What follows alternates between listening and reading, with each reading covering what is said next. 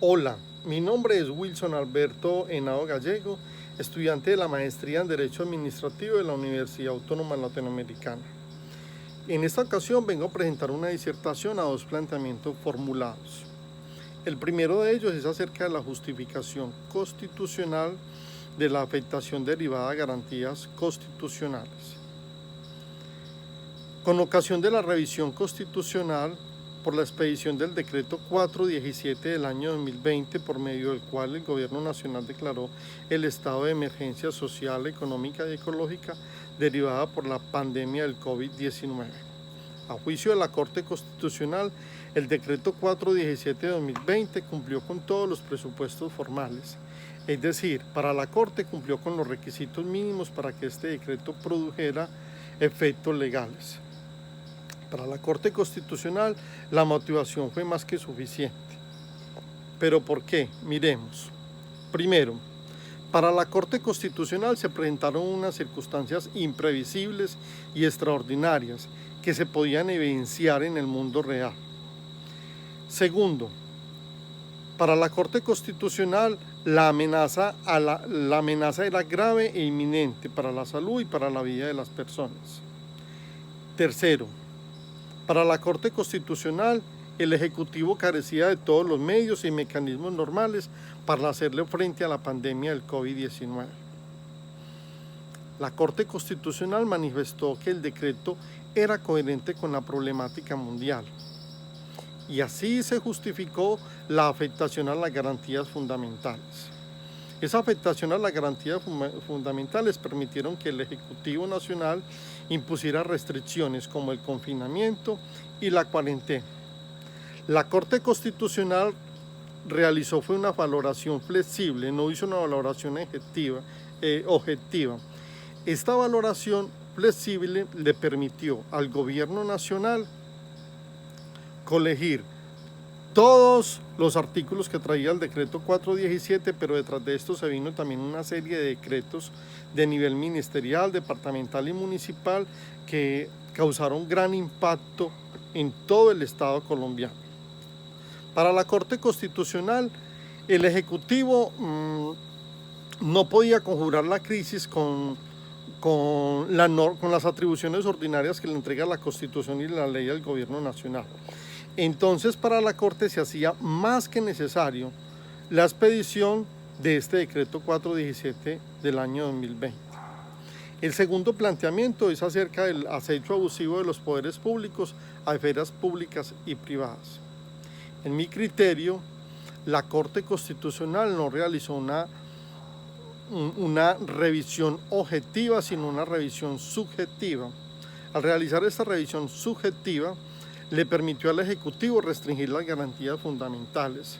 Impusieron el sometimiento de las libertades de las personas, el sometimiento de los derechos y el sometimiento de las garantías. Es decir, el Estado quedó a merced del poder constitucional, del poder ejecutivo del Gobierno Nacional. El Estado de Derecho volvió al poder absoluto, así como en la Edad Media. Se clausuró el Ejecutivo Nacional, no se activaron los frenos y contrapesos para desarrollar los fines esenciales del Estado. El Gobierno Nacional, con la expedición del decreto un día antes de entrar en funcionamiento del Congreso Nacional, no le permitió al Legislativo reformar, derogar o adicionar los decretos del estado de excepción. Más grave aún, el Ejecutivo Nacional, los gobiernos departamentales y municipales, con la expedición de este decreto, les permitió apropiarse de recursos económicos para hacerle frente a la pandemia nacional. Estos recursos nunca solucionaron ninguna problemática, no sabemos a dónde llegaron, porque no le solucionaron el problema del día a día a la sociedad, ni a las personas, ni a los comerciantes. Aquí se avisoran situaciones todavía mucho peores. El mundo afronta en este momento variantes del COVID-19 como la variante Delta. ¿Qué quiero decir con esto? Que las medidas que tomó el Gobierno Nacional con la expedición del decreto 417 del año 2020 no paliaron la crisis, llevaron a la ruina a los comerciantes. El pobre en Colombia es más pobre. Llevaron a la clase media de los pobres prácticamente a aguantar hambre. Hoy las personas están sumidas en deudas, en obligaciones, sin empleo. La economía del país está en ruinas. Y como ya lo manifesté anteriormente, se avisoran situaciones mucho peor con la crisis del COVID-19. El COVID-19 en los próximos años no vamos a tener cómo enfrentarlo. ¿Por qué? Porque el gobierno nacional ya se apropió de una serie de recursos supuestamente para paliar la situación, para ayudarle al pueblo, pero las ayudas nunca llegaron. En mi consideración, sí se sustituyó la Constitución de 1991. Recordemos que la Constitución de 1991, en su artículo 214, numeral 13, reza: no se interrumpirá el normal funcionamiento de los poderes públicos.